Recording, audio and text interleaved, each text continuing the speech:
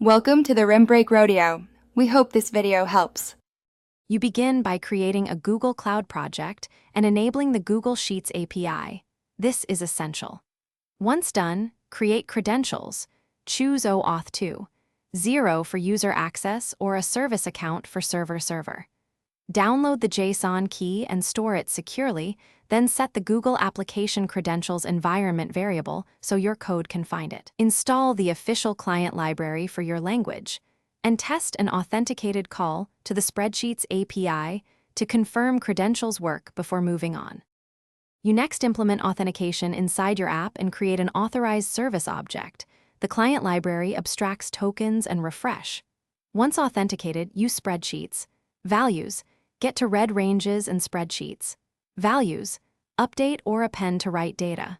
Make sure you request proper OAuth scopes, spreadsheets, read-only or spreadsheets, and drive scopes if accessing shared files. Also implement exponential backoff for quota errors and refresh tokens automatically so your app stays authorized without manual relogin.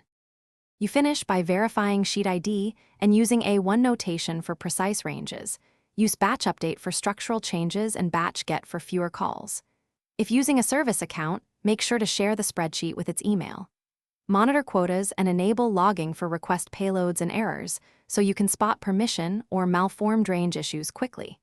If something fails, check permission sharing first. Most problems are access-related. Otherwise, inspect error codes and retry with backoff for transient quota or network errors. Thanks for watching.